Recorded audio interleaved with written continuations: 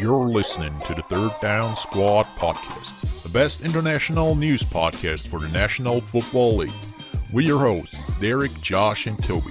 Let's get you ready for new set downs on Sunday.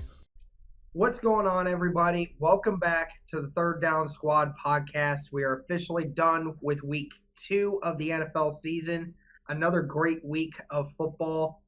First thing we're going to get into is our week 2 recap, where I, again, had the best record going into predictions for this week. I went 11-5.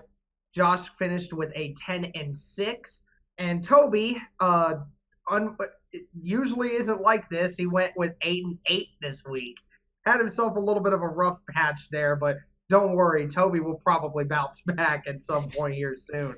Holy crap, I'm not last. That's yeah, I know. Josh was last half the time last year, y'all. Anyway, so Toby, we'll start with you. Give us a rundown of some of these games from week 2. All right, yeah. The first game, we talked a little bit before the podcast about that already, but is of course the Thursday night football game between the Tampa Bay Buccaneers and the Carolina Panthers. And the question that everybody is asking himself, why didn't the Panthers just run the ball when they needed 1 yard at the end of the game? They probably could have won that game. They had Christian McCaffrey, and they ran the ball with Christian McCaffrey eventually, but it was kind of a weird run to kind of play out there in the scenario that they were in. And you have Cam Newton, of course, and with how Cam Newton usually plays, you'd think that they would just play a quarterback sneak to get that 1 yard and be in there for a first and goal. Of course, we know they didn't do it, and they lost the game because of it, probably. Which begs the question, is Cam Newton really that hurt that he can't run the ball for 1 yard anymore? And if so, should he really play in that condition? But yeah, I think you guys are probably going to talk about it as well a little bit. And the next game, of course, is between the Indianapolis Colts and the Tennessee Titans. Of course, you guys will talk about that a bit later in more detail. But, of course, we, again, saw Adam Vinatieri not being himself once again. And, yeah, Josh is already... Josh's face tells you all exactly how he feels about the situation. Yeah, but, yeah, actually, I right now, I feel like Adam Vinatieri has really gone through all his chances he got with the team.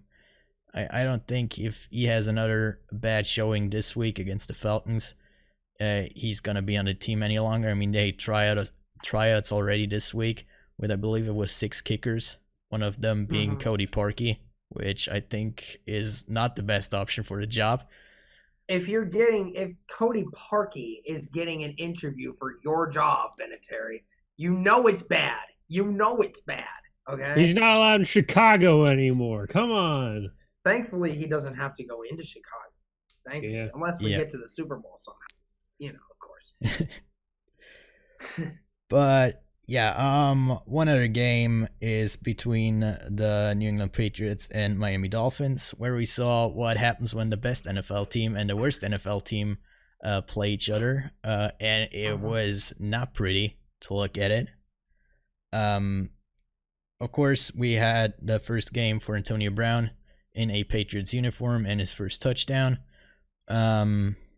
I mean, it was not surprising at all that he had a good game against the Dolphins, who hasn't right now. And yeah, the last game that I want to talk about was the Monday Night Football game between the Cleveland Browns and the New York Jets. Of course, the Jets are not lucky with quarterback right now, as are a lot of other teams, I should know.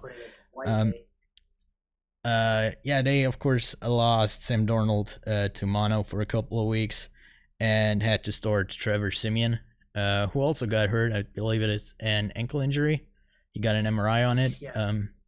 I'm not quite sure what actually is what are the details on injury. I can tell you he's out for the season.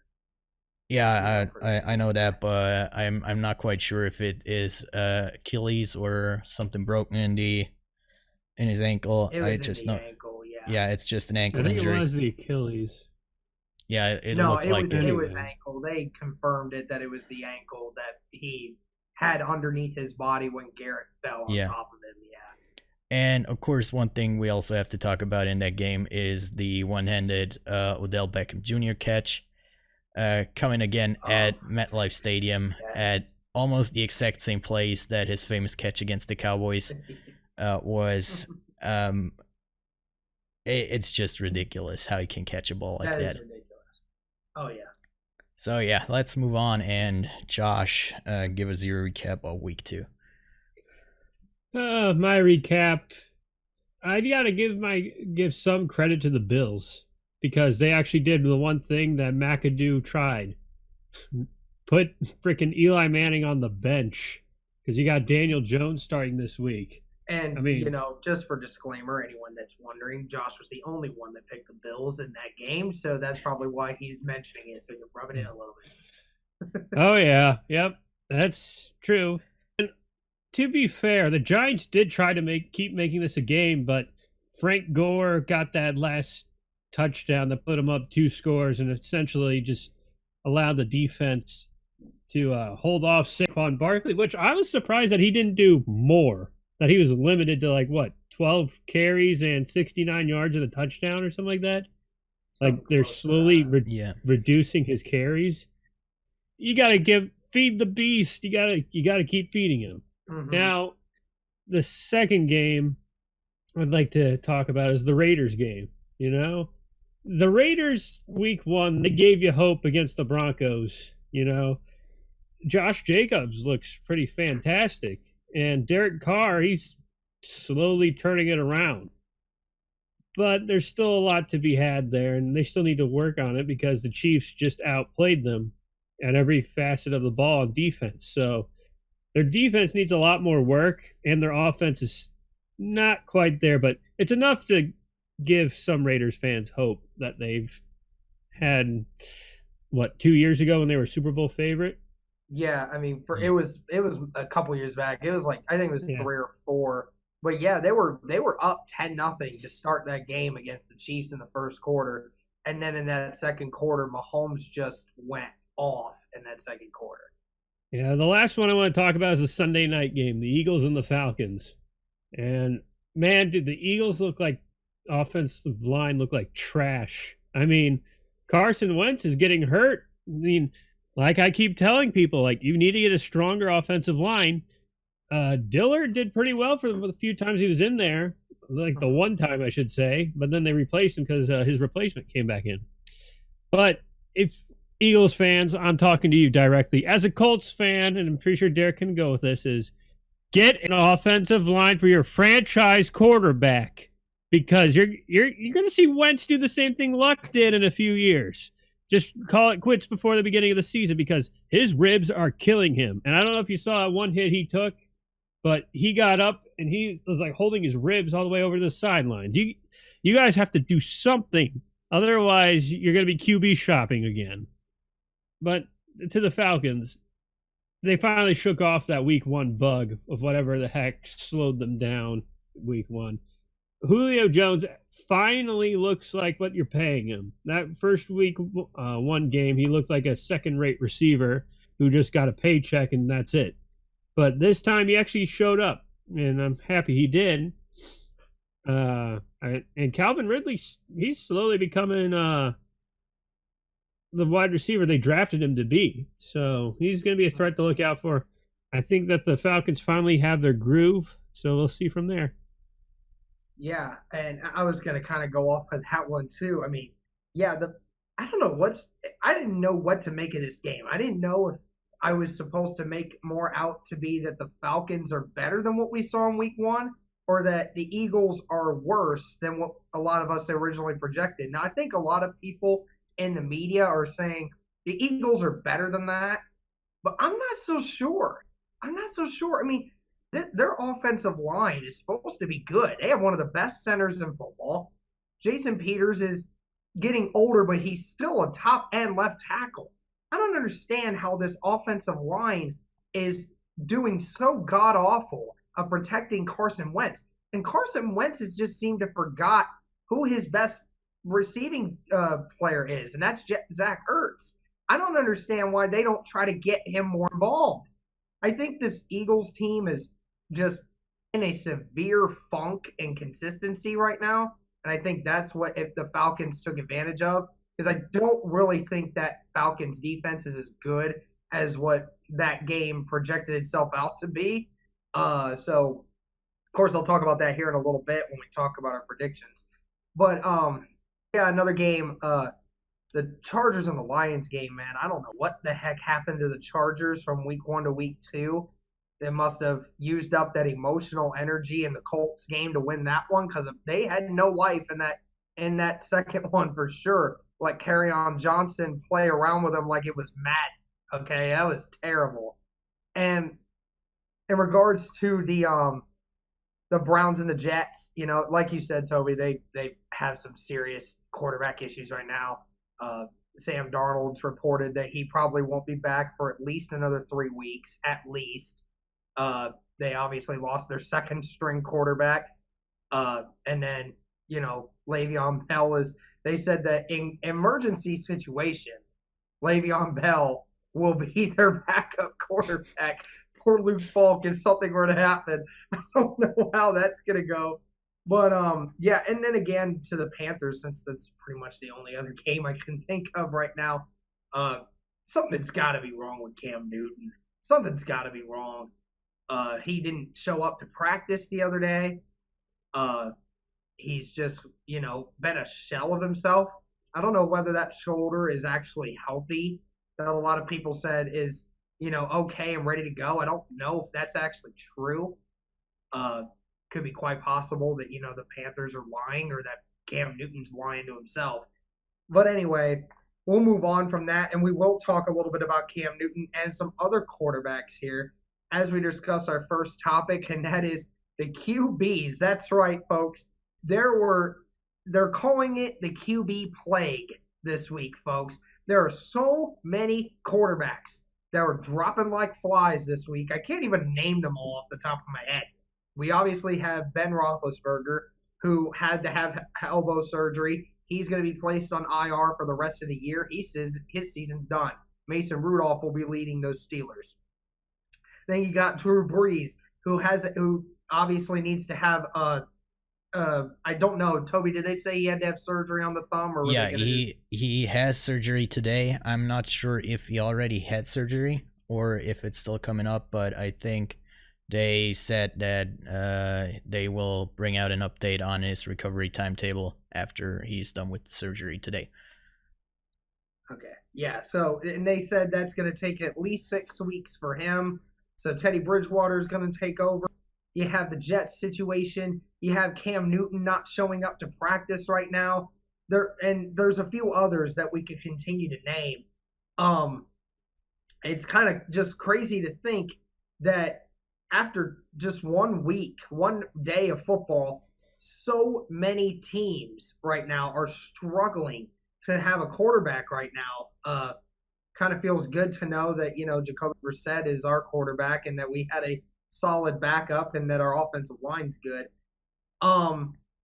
Yeah, so Tobi, we'll start with you on this one. What is it what's going on with all these quarterbacks right now?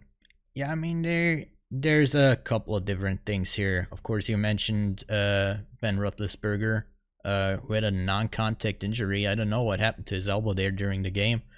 And Drew Brees, of course, was the contact with Aaron Donald. So it's not easy to compare those two injuries, but they're both not the youngest guys on the field, of course, anymore. Big Ben being 38, I believe, and Drew Brees turning 41 in January. But I don't think that in Drew Brees' case, the age doesn't play that much of a role. But in Big Ben's spot, I believe that it is just the wear and tear of an older quarterback who's taken quite a beating over the years, because the Steelers, most years, they didn't have the best offensive line, and the NFC North, the AFC North, sorry, usually has some pretty tough defensive lines, especially with the Baltimore Ravens and the Cincinnati Bengals. So he took quite a beating over the years. So I believe that playing all that time in a tough division like the AFC North took a beating on Big Ben, but I'm not quite sure if anything really changed. I think it's just bad luck this year for quarterbacks that a lot of guys are going down right now. It's just weird. I mean, in week 1 we already lost Nick Foles, and now of course Big Ben and Drew Brees with the injuries on the field. Then we talked about Cam Newton, who might have a bigger injury than we know of yet. And then Sam Darnold, of course, with his mono incident, which is just weird, to be honest. Yeah. So, I don't know what's going on in the NFL right now. I can't make any sense of it, to be honest. Yeah, it's very, very weird case. Josh, your reaction to all these QBs dropping? It's pretty ridiculous when you think about it. I mean, sure, you got some injuries that are pretty awful, with like Nick Foles going down with his collarbone, and it's really quick. I would just like to say, does Aaron Donald have steel-plated hands or something like that? If all it took for Drew Brees to break his thumb was just putting it down there, that he broke That's his a strong thumb. man. When you throw that thumb into the hand, when you're throwing that hand as hard as you can into a solid object that's coming at you at the same speed, you're gonna break your thumb. That's and I mean he didn't break it. He tore a ligament in his thumb. He tore the UCL. All right, but yeah. So again, it's bad to see Drew Brees go down because I have Michael Thomas in my other fantasy league, and I don't know. That's exactly what my friend just said here at the front. I was like, yeah, he said the exact same thing. That sucks because I have Michael Thomas in both of my fantasy. It's okay. Sucks to be you. Did they say what was Roethlisberger's elbow injury? Does he need Tommy John surgery or whatnot? They had surgery. I don't know what kind of surgery they had. I just know that he did have surgery, and it's gonna make him miss the whole year. So. Yeah. So I don't know. It's almost like an omen, it's time to move away from the past of these quarterbacks. But it looks like Tom Brady is still immune. He doesn't get hit. He doesn't get hit. But well, in all fairness, Big Ben didn't get hit on the time he threw his elbow out. It's just how it is, though. Yeah, so it's a shame to see these quarterbacks go down. But with Sam Darnold, it's an illness. He'll come back. It's not a season ender, but he'll be gone because he has mononucleosis, which is just an illness. So he just needs to take these next 3 weeks off and rest and get right back to it. He'll be fine. And Lord knows the Jets will need him. Yeah, the Jets definitely need him. They're one of the worst teams without him in there right now. I mean, honestly, they might even still be bad with him there, to be completely honest. But either way, yeah, with the mono case, we don't know exactly how long it'll take. It's just a matter of how long does it affect his body. Normally, in adults, it's 4 to 7 weeks.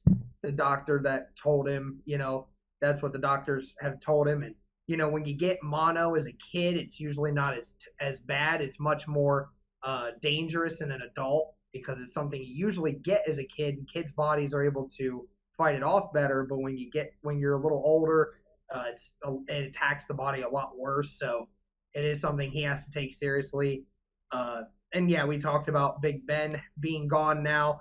The Steelers haven't looked good at all in the first 2 weeks of the season. Now they just lose their quarterback. So how much worse does that make them? We'll find out. The Saints losing Drew Brees for about 2 months almost. That'll be a killer. But at least they do have some decent. They do have a decent roster around Teddy Bridgewater. That they'll win some games without Drew Brees, but those ones that they would need a good quarterback to win the game, I don't think that's Teddy Bridgewater right now. Yeah, it is a very weird thing. We haven't really seen this, and it's kind of just filling up with bad quarterbacks as well, that have to take over their spots, and it's definitely going to make these next couple weeks for sure going to be a couple games where you'll see a lot less scoring and a lot more defense. So that's pretty much it for that one. And you know what, boys? We didn't even get into what I wanted to get into the first time. We didn't even get into our recap of our games from last week. We haven't even talked about the Colts and the Saints. So that's what we're going to do next. We're going to improvise here a little bit. We're going to wait to talk about Jalen Ramsey and the NFL situation with that. We're going to go into the Colts and the Saints recap here. We're going to start with the Colts recap because we started with the Saints recap last week. So obviously, Colts won against the Titans, a divisional matchup in Nashville, won 19-17 in a brutally hot game where the game temperature was 107 degrees on the field. And before the game even started, we saw the pyrotechnics machine catch on fire and burn a section of the sideline over by the end zone, which was pretty funny to think about. It was the visual of the Titans defense in the last minute of the game. Yeah. No, like the other podcast I do, we gave our game preview of what we thought was going to happen with the Colts and the Titans. So many Titans fans commented on that video saying, "Oh, we're going to crush you guys so badly." Yeah, I said, don't try anymore, Tennessee. Don't even try against us anymore. You woke up the morning after Andrew Luck retired and you were like, yes, this is our time. This is where we take over the division. Sorry, you're still third and barely hanging on as is. So, Josh, give me your quick recap on the Colts and the Titans game.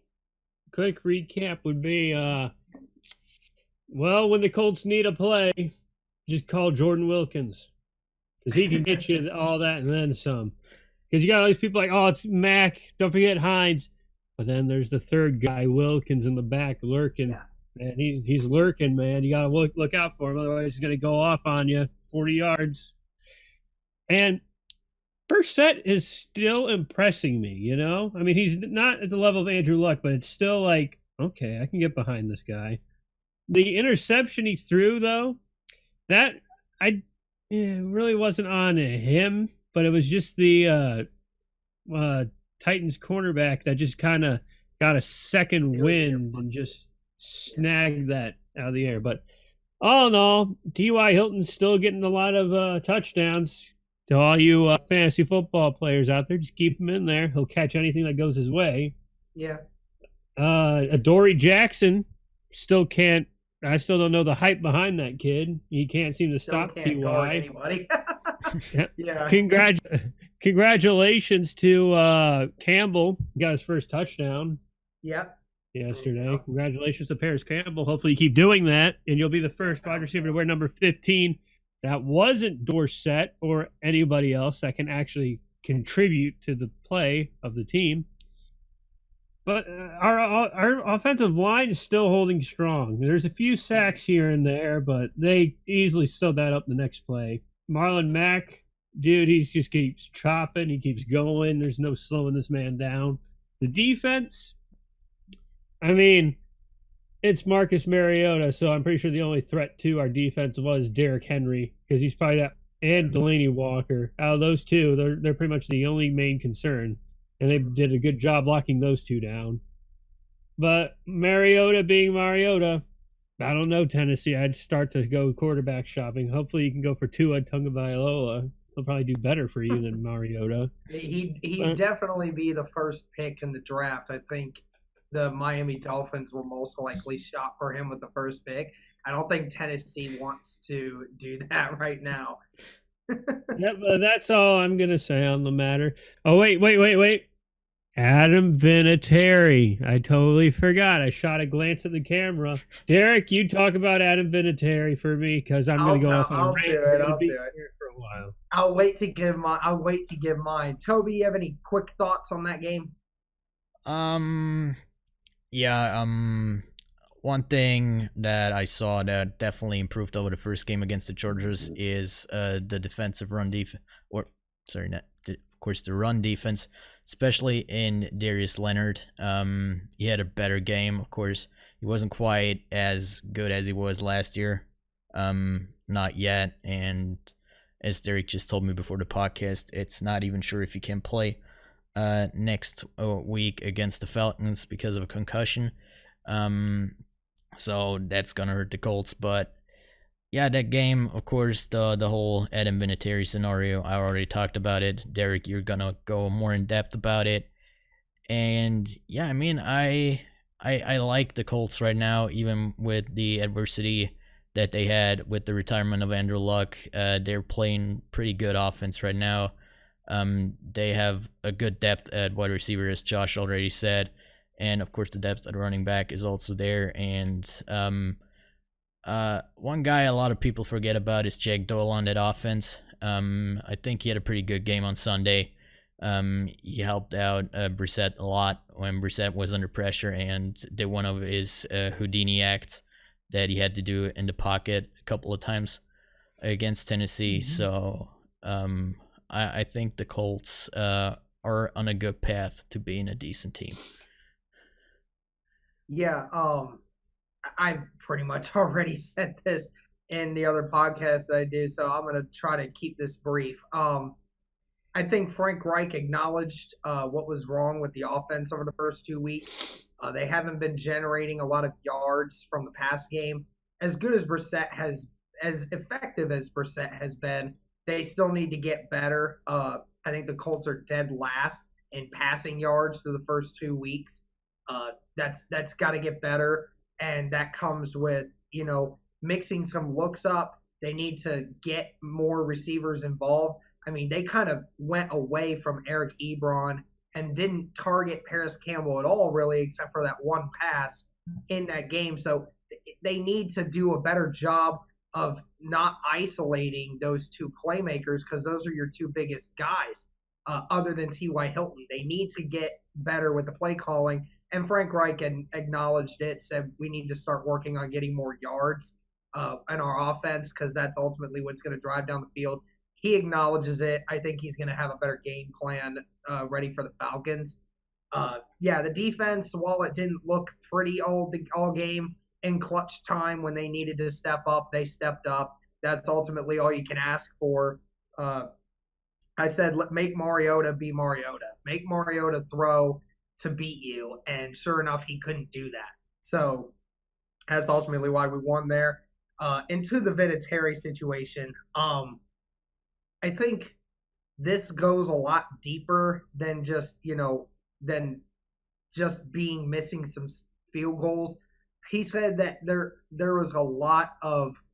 still is a lot of negative energy in his mind that is messing with him and is keeping him from staying focused. And I mean, obviously, if you're missing all those field goals as a field goal kicker, that weighs on your conscience. You start doubting yourself. You start to get upset. And when you're not clear-minded as a field goal kicker, you're not going to do very well. He said never planned on retiring, like we all kind of speculated after the second game. But he obviously did talk to Chris and Frank Reich about what he wanted to do. And, he said that there's some stuff mentally I got to figure out. I got to get it out of my head so that way I can go out there and focus again. Whatever those demons are that's in his head that's affecting him, I hope he does figure it out. Because obviously his job's on the line. We obviously saw he was the Colts have brought in a bunch of kickers this week to try out. I mean, Vinatieri, this is it, man. This is it. Your job's on the line here. I mean, we're obviously not wanting to add pressure to you. We want you to succeed, but this is the final straw here. You gotta man up. You gotta produce. You gotta do what you gotta do. I certainly think Vinatieri still is going to be able to figure it out. But ultimately, it's just another one of those things. I can't dive into the mind of Vinatieri. Only he can do that.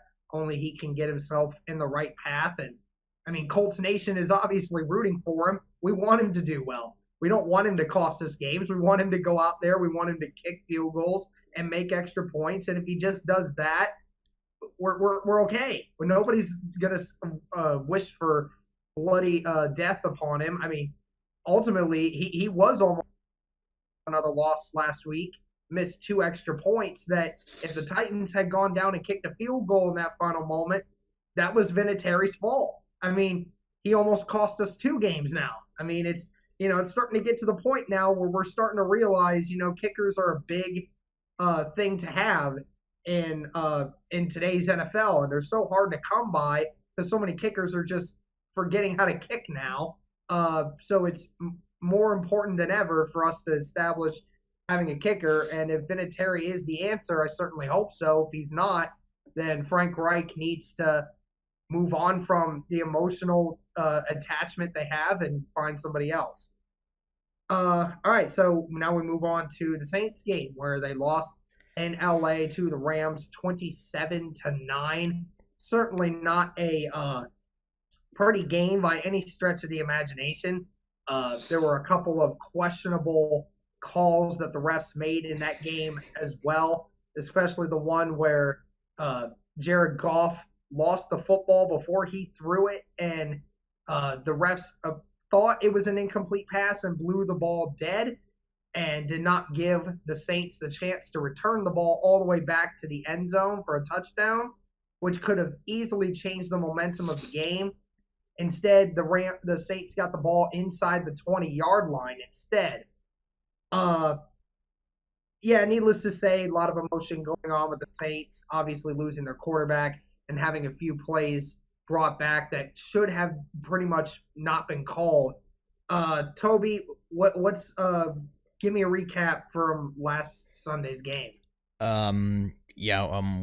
Where should I start? But since you already talked about it, blown call by the refs once again for the Saints. The best part about it was Cam Jordan's reaction to it. First off, when he went back to the bench, his question just was, did I just really run 80 yards just for basically nothing? And then he referred to the refs in his press conference kind of jokingly as Foot Locker. I mean, he's really fed up with back calls by the refs, of course. The Saints had 3 big missed calls over the last 3 games. So I think it's slowly getting to the players as well. But if they take it like Cameron Jordan does, it shouldn't be too much of a problem yet. I just hope there is one game in the near future where the refs don't blow a call as important as they did the last 3 games. But yeah, moving on to what happened during the game. Of course, the biggest headline was the injury to Drew Brees. We already talked about it in the news around the NFL segment we did before this. But yeah, I mean, after that collision with Aaron Donald, when you looked at the pictures from the sideline, when Drew Brees tried to pick up a football, he immediately dropped it. It didn't look good from the beginning, and you could tell pretty clearly that it was something serious.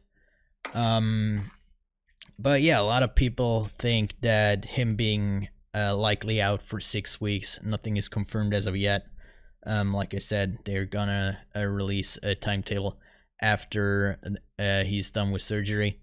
But yeah, a lot of people say that the Saints are done without Drew Brees. But I kind of disagree, and I think that right now, if Drew Brees is hurt, right now is actually the perfect time for him to be out for 6 weeks. And the reason is that, okay, the next 2 games are tough with the game at Seattle and against the Dallas Cowboys. Okay, But next 4 games are at home against the Tampa Bay Buccaneers with Jameis Winston. They are at the Jacksonville Jaguars without Nick Foles. They are at the Chicago Bears, who are right now not the Bears that they were last year. And the last game is at home against the Arizona Cardinals. So I think at the very worst, the Saints come out there at a 4-4 and go into their bye week. And the bye week right now is after the 6 games that Drew Brees will likely miss, so he has another week to recover fully from the injury and come back in week 10 and play against the Atlanta Falcons. And of course, that's the huge rivalry game that he's gonna come back to.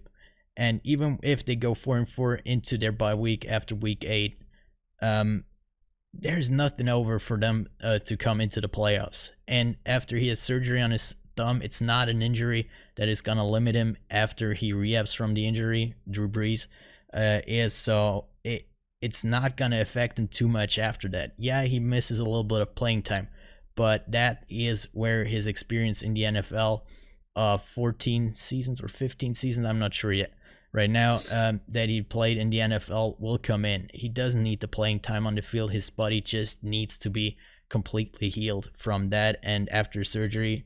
And that's why I think the surgery is that important. He can play at his full potential again and lead the Saints back to the playoffs and be his old self in the playoffs again. So I don't think the chances for the Saints going into the playoffs are really that much smaller than before, especially because Teddy Bridgewater, we didn't really see him play in a real game situation for the last 3 years when he started in Minnesota. I'm not counting last week's game because it's always tough for a backup quarterback to come on during a game because you're not quite in the right mindset, or don't really prepare for playing on that field completely like you do if you're starting that game.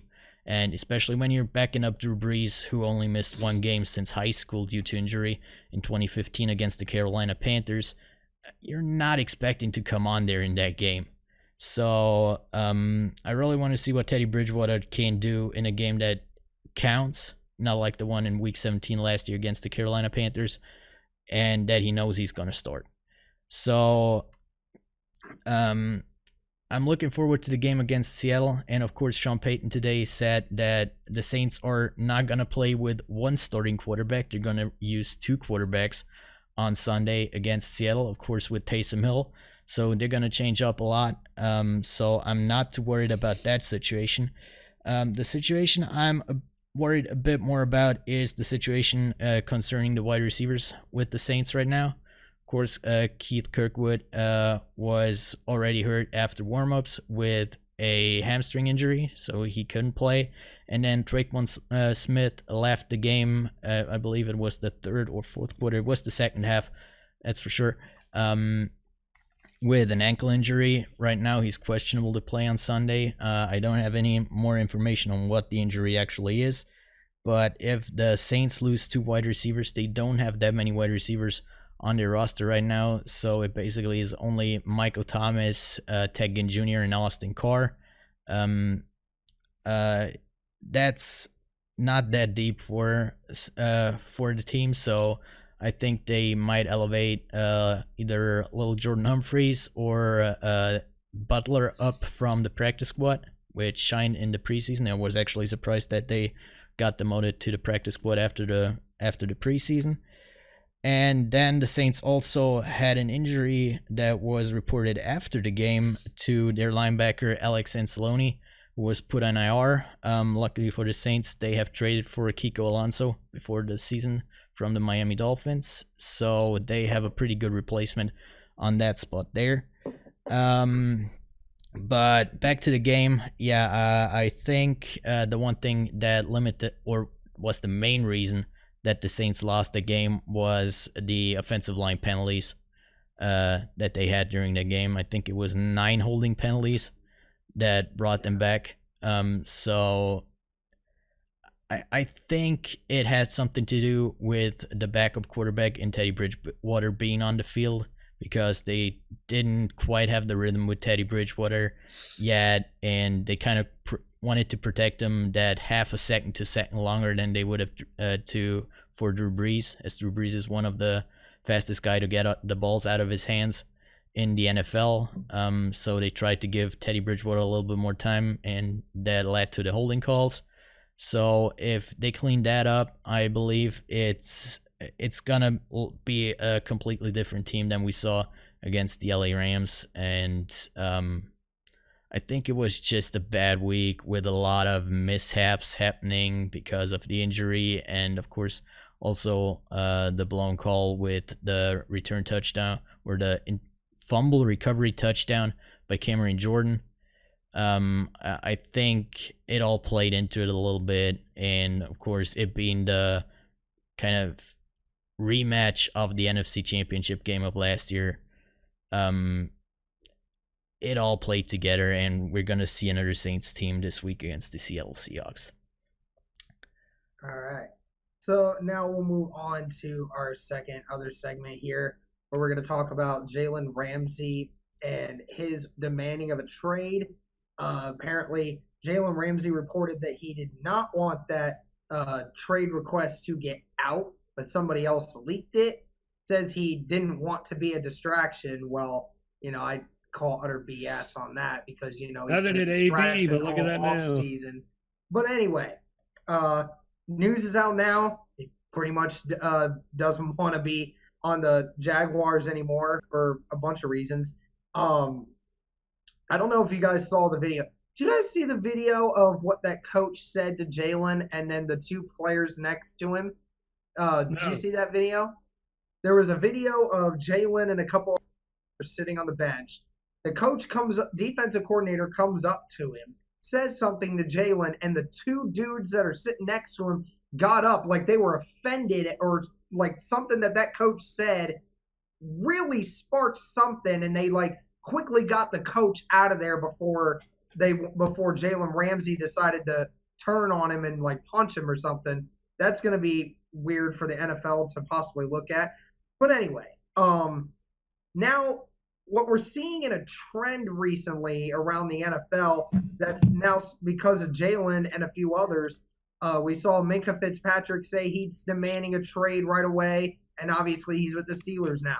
Jamal Adams has reportedly unfollowed all Jets social media and everything, and taken everything out of that. And Jalen Ramsey is now demanding a trade after week 2 as well. Of course, we don't know the circumstances behind all these athletes. I mean, everybody has their reasons for wanting to get traded. This could be a different thing. But, Tobi, we'll start with you on this. We've seen the NBA start to get to a point where it's become very player dominant, and it's you always cater to the player, and that you have to respect the player's wishes. Is the NFL started to head in the direction of the NBA, where the players are starting to dominate how the league handles these contracts and these trade deals? A little bit, but I don't think they can actually go as far as the NBA can because of how the NFL handles their cap space and with the size of their roster. So it's not gonna go as extreme as the NBA is. So in a way, it might feel like it a little bit right now, because a lot of teams are trying to tank for certain players in the draft, especially with the Dolphins. So I totally understand if players want to get out of there. But yeah, if you're a star player, you might possibly not get the trade you want as well, because just that good teams usually don't have the cap space to afford another superstar player in the NFL. So that's the reason I think that the NFL is not going to turn into the NBA in the ways that trades are being dealt with and how contracts are being negotiated. Of course, the players are trying to do it, but in the end, it's just going to be a phase, and they're going to see it's not going to work for everyone. It's going to work for a couple of guys as it is right now. But as soon as a lot more players are trying to do it, it's going to fail. Well, I certainly hope so, because that's how That's how you specifically said. It's like why it won't happen. It's kind of like what it is now. Everybody saw what Antonio Brown did, right? Everyone's like, oh, well, I can do that now too. I can act like a wimp.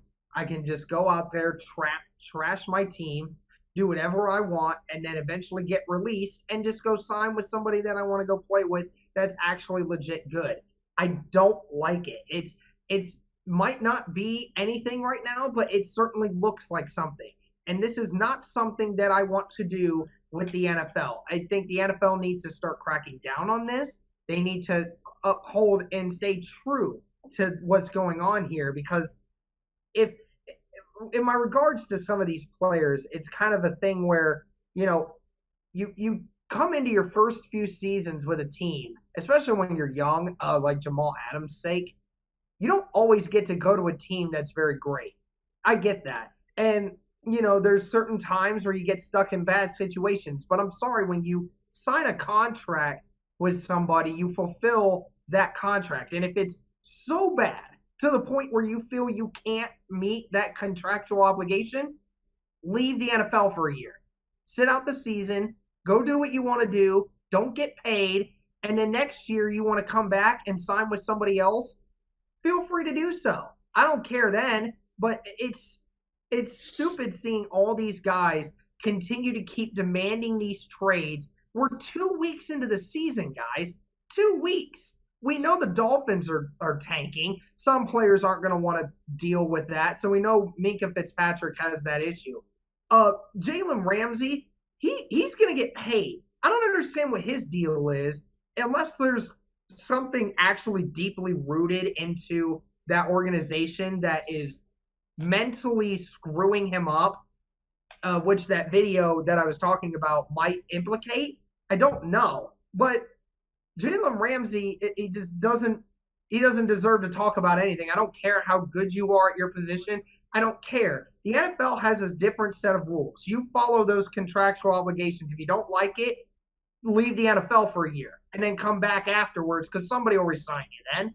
Somebody will. But you don't get to just walk in there and do an AB and expect to get what you want. Because if you just start doing that, then these teams are going to start turning into what the NBA is. You have that small collection of really good teams, right? And this is what's so great about the NFL, is because the cap space, like you mentioned, Tobi, and there's a fair separation of talent around all these teams. Every team in the NFL has the opportunity and the chance to be great. It just depends on what you do with your money.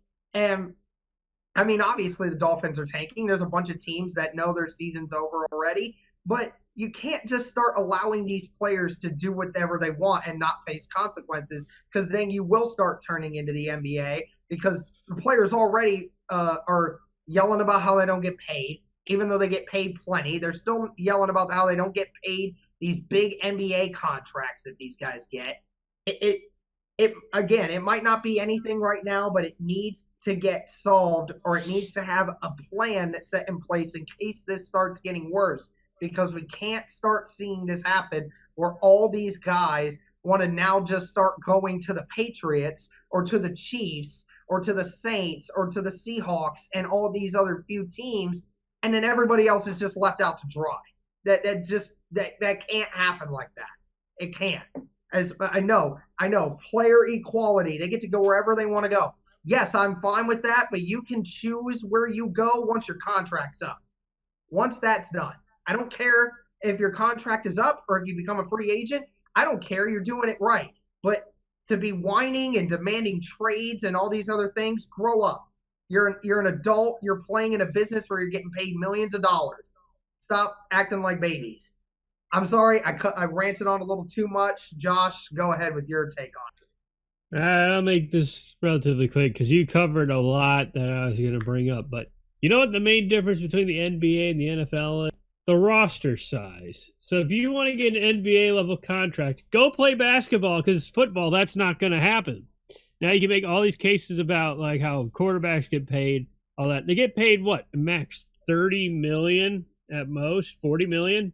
That's like $40 to an NBA superstar. I mean, you're not going to get that kind of money in this sport. Sure, you take a lot more punishment physically, but to just, like you said, Derek, just to complain and want more money, yeah, I understand where you're coming from with the whole money part, but you're in the wrong sport because, I mean, if you want a Mike Trout contract, go play baseball. That's the only way you're going to get it because they have no cap space, from what I was told, right? Baseball has no cap space because they got away with it somehow. And I remember hearing it in sport history too. I just can't bring it up, but so yeah, and it's just,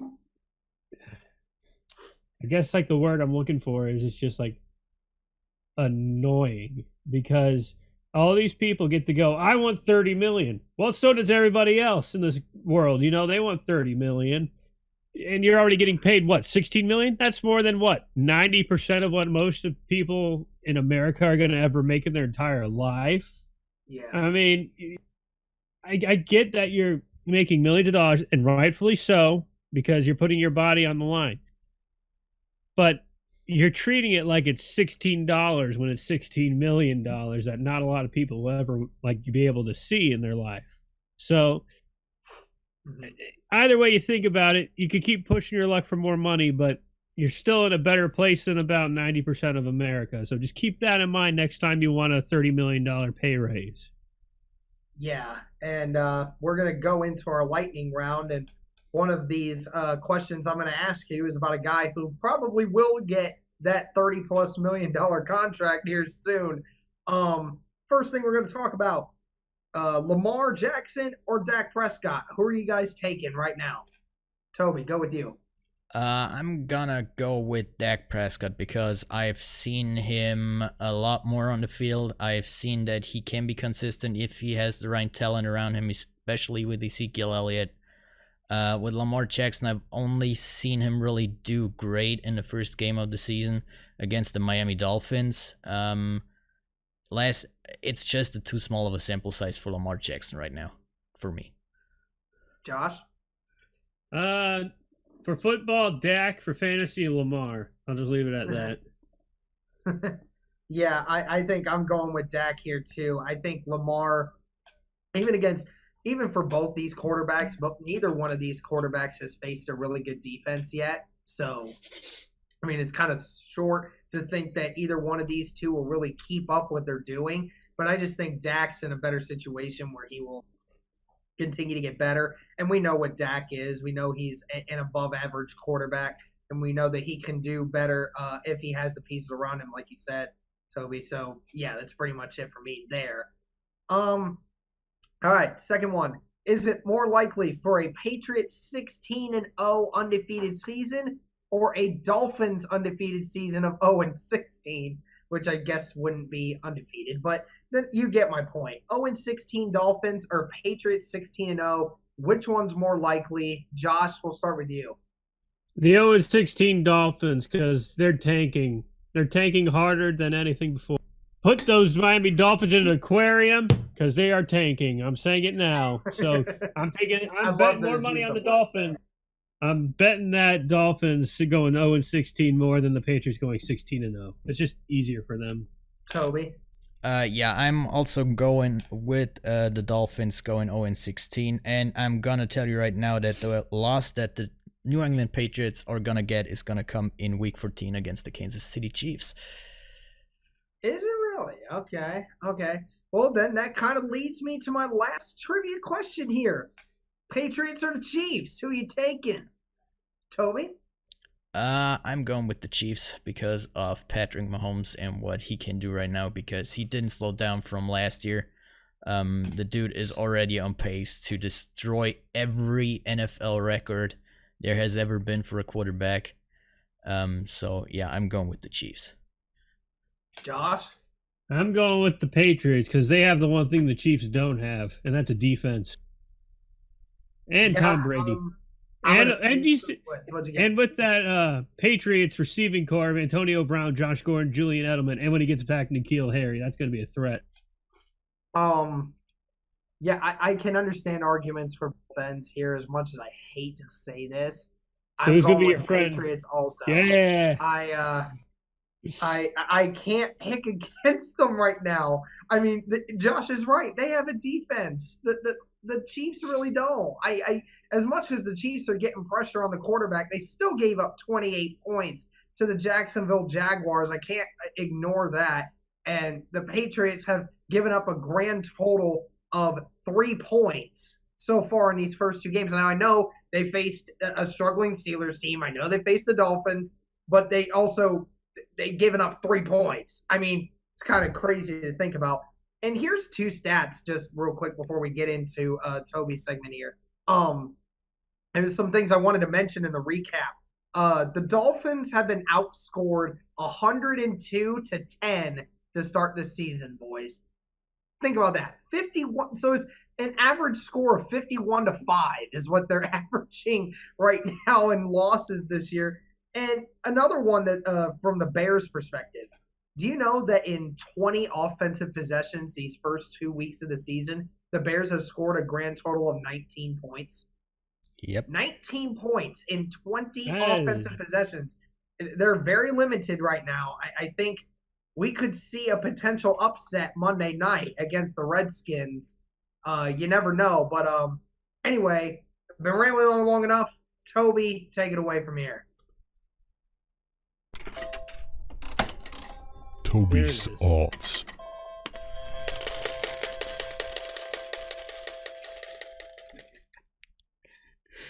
All right. Yeah. This week I actually have 5 games. I said it last week. I'm gonna cut it down to 5. So yeah, the first game for this week are okay. We don't have any graphics on there. There is a slight technical difficulty right now, but yeah. The first game is between the Tennessee Titans and the Jacksonville Jaguars. So I'm going with the Tennessee Titans at a spread of minus 1.5 with the odds of minus 115. I'm going with the Titans right now because I believe that the Jacksonville Jaguars are facing a decent defense for the first time this year. They have played the Chiefs and the Texans in week 1 and 2. Both of them didn't put up much struggle for the offense for the Jacksonville Jaguars, and Gardner Minshew actually looked like a starting quarterback in the NFL, which I don't believe he will against the Tennessee Titans and their defense. So we will actually see if Gardner Minshew has the thing to be a good NFL quarterback. On the other side of the ball, the Jacksonville Jaguars have found their way back to being a good offense, but they also proved that I kind of lost my train of thoughts there a little bit. Yeah, they found their way back, and the Titans looked a lot better over the course of the last 2 games of the season, but they have proven that they are not that great again in a close game, as we saw last week against the Colts. And of course, they beat the overhyped Browns, which I don't think quite showed what the Browns or the Titans are actually able to do. But I think the Titans have the potential to beat the Jacksonville Jaguars by more than 1.5 points this week. The next game I have is between the Denver Broncos and the Green Bay Packers. The Green Bay Packers have a spread favorite of 7.5 with the odds of minus 110. I'm actually surprised in that game that the odds for the spread for the Packers isn't higher than 7.5, because the Packers have proven this year that they actually have a much better defense than they had last year, especially a passing defense. They actually have a secondary this year. And from the last 2 games that the Broncos played, or the first 2 games that Broncos played this year, they relied pretty heavily on the passing duo of Joe Flacco and Emmanuel Sanders. So that's the one thing that the Packers have to stop, and they actually have the defense to do. And the other thing is with that the Packers are struggling against top running backs, as we have seen last week against the Minnesota Vikings and Dalvin Cook. but that shouldn't be too much of a problem against the Denver Broncos, as their two running backs right now in Freeman and Lindsay are averaging 55 yards a game and 39.5 yards a game respectively. So that shouldn't be a problem too much, and they can concentrate on the passing game against the Broncos. So I'm going with the Packers as the 7.5 point favorite in that game. The next game is between the Baltimore Ravens and the Kansas City Chiefs. The Chiefs are the favorite by 6.5 points. The odds are minus 110.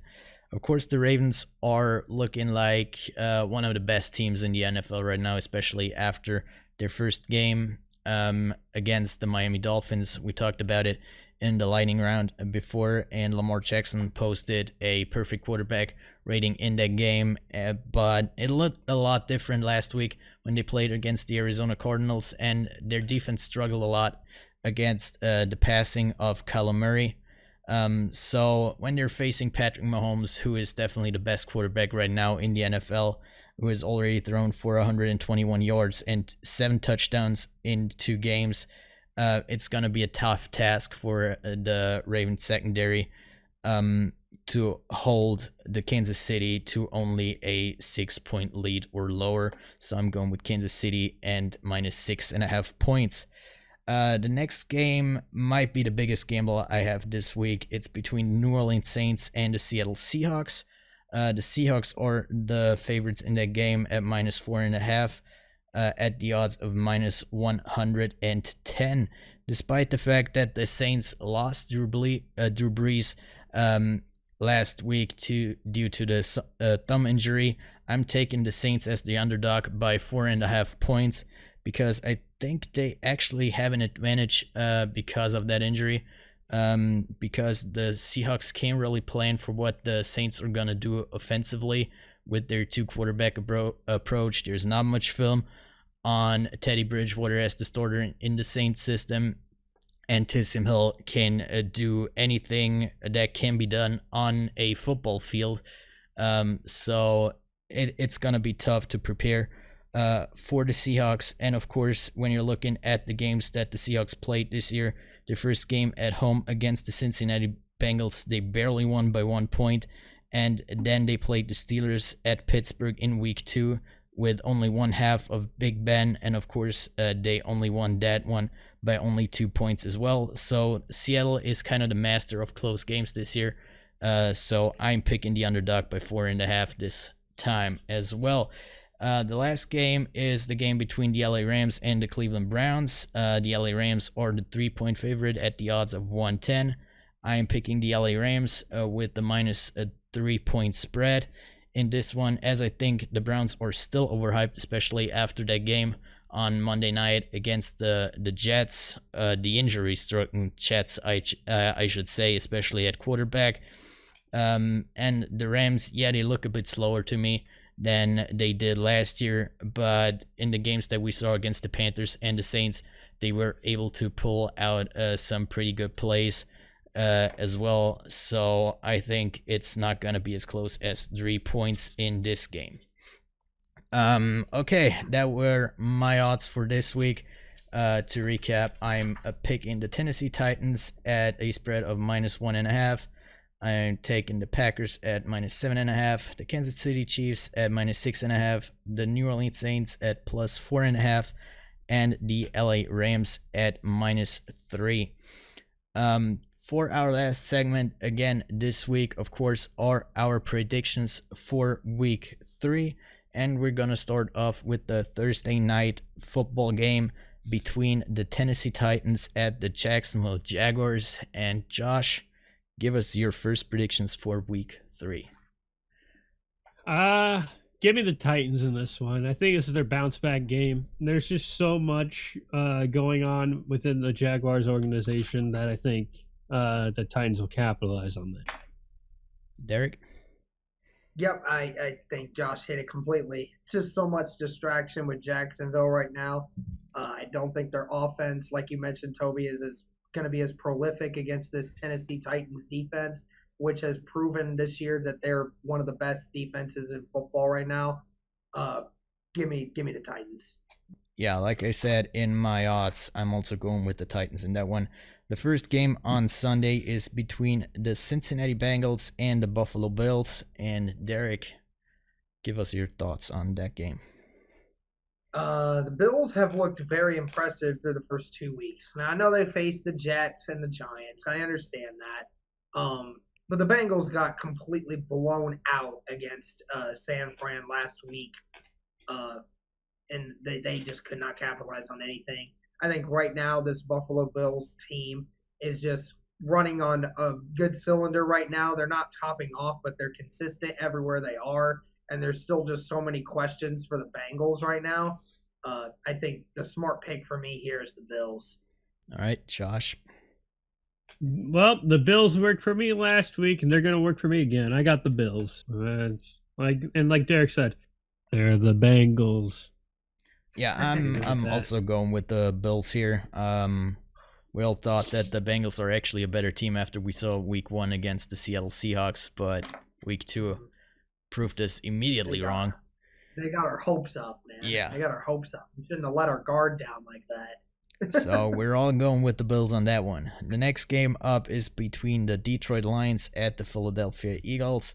I have the Philadelphia Eagles on that one, despite the fact that the Lions actually made the Chargers look pretty weak last week.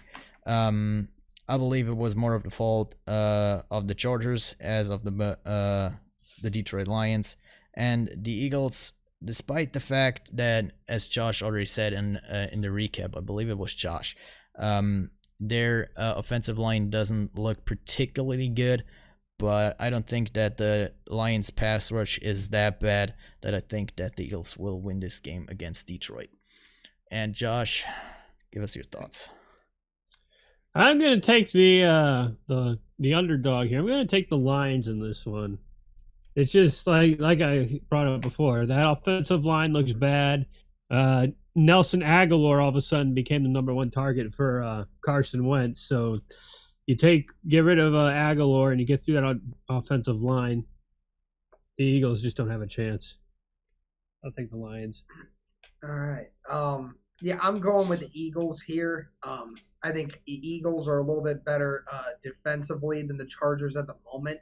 I think they're just a more consistent bunch. I think the Eagles are going to figure this thing out. I don't really have much confidence in them as a Super Bowl pick right now, but they definitely, I think, will make better amends being at home and the way they play, getting the Lions out of their domain. I think the Eagles will pull this one out. All right, I think next one is going to be a pretty quick one between the Jets at the New England Patriots.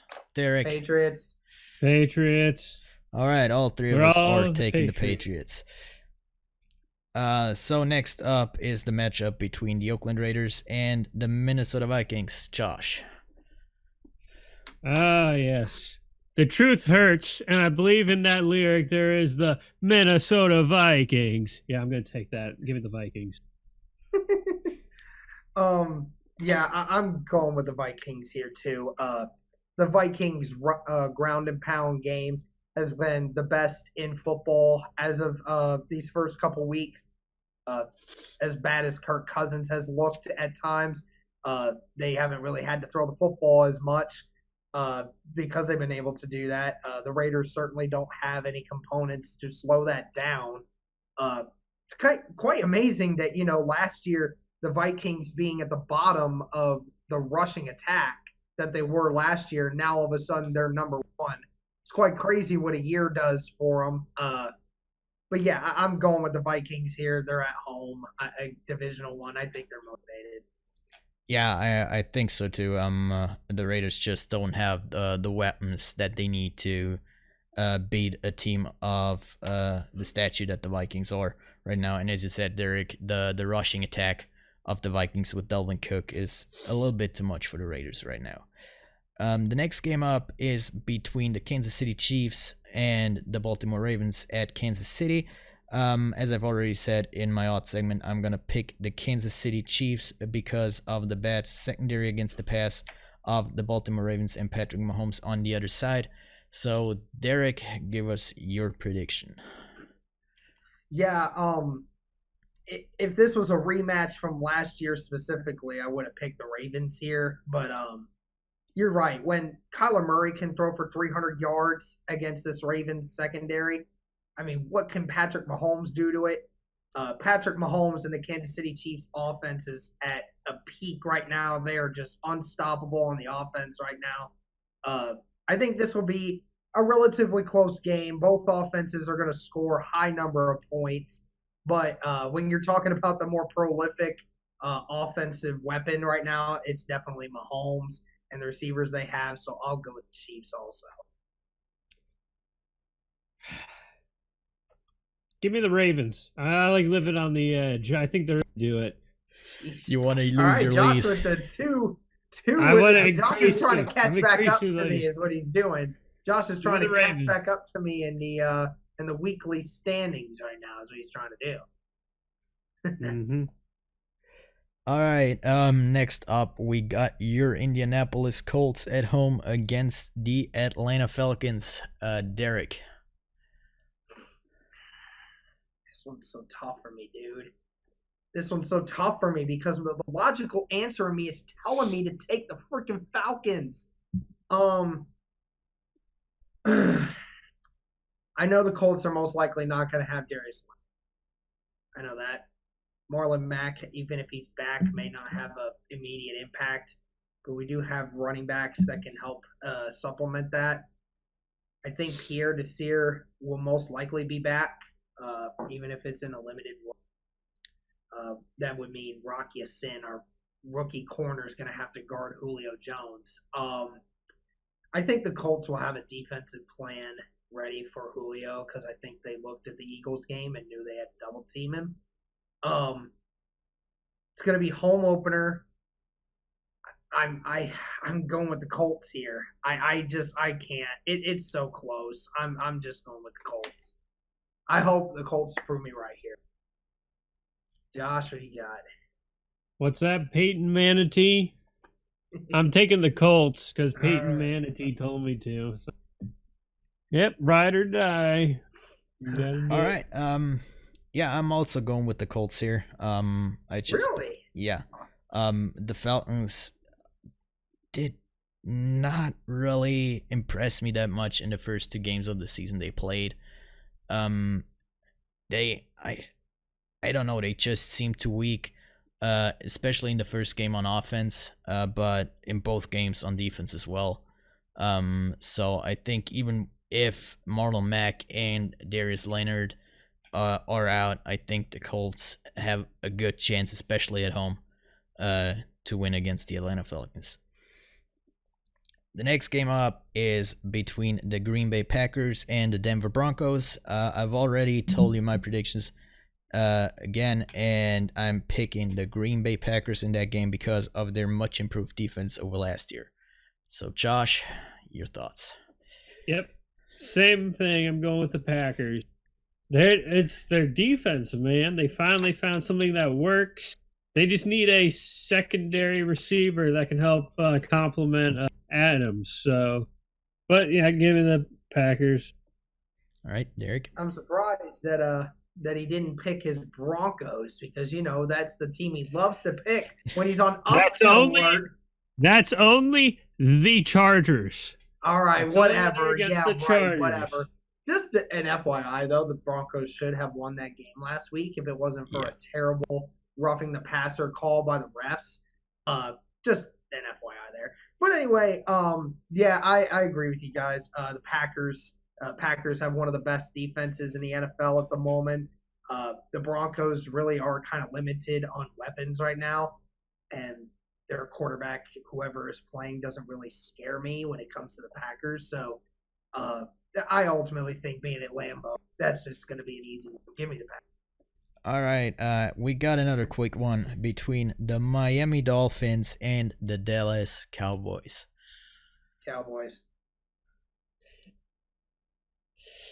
I like to take it. I'm a betting man. And all things say that I should take them, but give me the Cowboys. Give me the Cowboys. All right, next up, we got a little bit of a closer matchup I hope, between the New York Giants and the Tampa Bay Buccaneers. So, Josh, take it away. Buccaneers. Is that what the team was? Yeah. I kind of, got Buccaneers. I'll take the Buccaneers on this one. I'm feeling lucky. All right, Derek.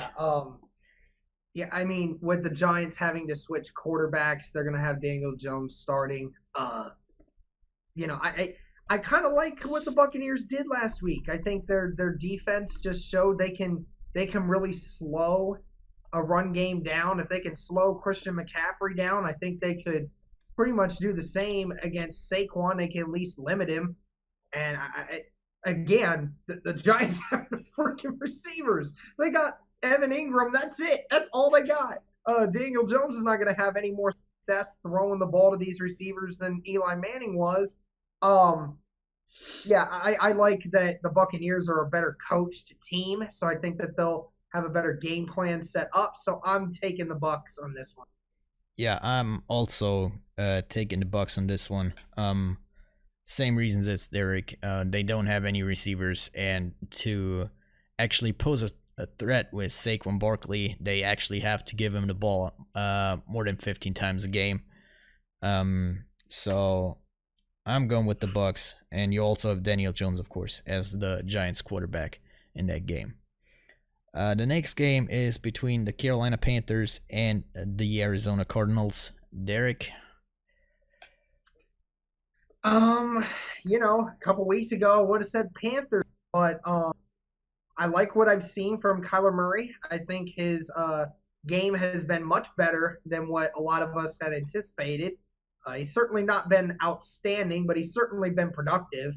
Panthers, not knowing their quarterback situation, may or may not have Cam Newton playing. Even if he does play somehow, some way, they predict that, he probably won't even, he'll be a shell of himself regardless. I think that this Cardinals team, I like what I've seen from them. And to go into Arizona, the last time they played at home, they had that great tie against the Lions. I say great tie because it was a tremendous comeback nonetheless. That place is going to be rocking.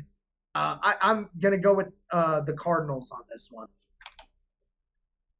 All right, Josh. Give me the Cardinals. Yeah, give me the Cardinals as well. Although they have the slow starts, they still keep coming back. So give me the Cardinals. Yeah, I'm also going with the Cardinals in this one because I think the Cardinals actually have a good rushing defense, so they can limit Christian McCaffrey to a minimum of yards. So in order for them to get beaten by the Panthers, actually Cam has to use his arm, and with him being injured, whatever he's injured, what body part is injured, he's not the best thrower when he's healthy, so he's not gonna beat him with his arm when he's injured. The next game is between the Pittsburgh Steelers and the San Francisco 49ers. I'm going with the San Francisco 49ers on this one. As we've seen last week, the 49ers can actually be a pretty good team since they pretty much handled the Cincinnati Bengals with ease. And the Steelers coming in with Mason Rudolph as their quarterback.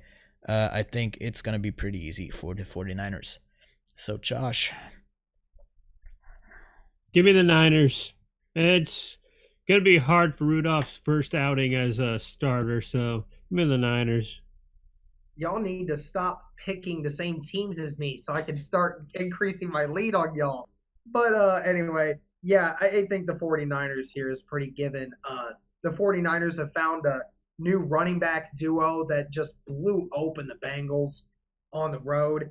And like you said, Steelers having to bring Mason Rudolph into the system. The Steelers aren't planning to change anything about their offense. And if their offense wasn't working with Big Ben, it most likely won't work with Mason Rudolph either. 49ers have just looked like a really good team these first couple weeks, so give me the Niners. Hashtag bring back Haley.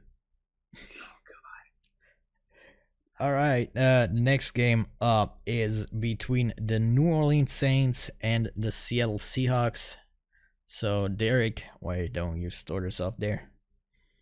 Yeah, I mentioned it to Toby before the podcast that this Saints team, ever since the start of the second half last year, their offense has really just kind of lost their production and numbers overall. Even though they've been pretty good, they still have lost a lot of production. And again, with Drew Brees being out, that's just another element that hurts them because Teddy Bridgewater's just not Drew Brees. Just as simple as that. I think the Seahawks are, even though they can't prepare for Teddy Bridgewater, I think they're gonna try to say, let's make Alvin Kamara beat us, or no, let's have Teddy Bridgewater beat us instead of Alvin, because they know that they can run the football. I have the 12th man winning this game against the Saints. All right, Josh. Yeah, give me the Seahawks this one. They kind of been rolling late. Sorry, Toby. Well, they're kind of not rolling, as I've said in my odds segment. They're just barely beating a struggling Bengals and the struggling Steelers. So I'm actually going with the Saints here, and the reason is, Go figure. I actually was thinking a long time about it, but like I said, first off, the Seahawks can't prepare really for Teddy Bridgewater and Taysom Hill. The second thing is the O-line usually doesn't produce as many penalties as they did against the Rams. That is what hurt them the most against the Rams. And the third thing is that Marshawn Lattimore has to start playing corner again. He can't let quarterbacks throw a perfect passer rating against him when they're targeting our number one cornerback in Marshawn Lattimore. So that's the 3 key points. I believe that's 3 points that are really easily achievable for the Saints this week against the Seahawks. So I think they're gonna be in a good contest with the Seahawks and hopefully come out on top at the end.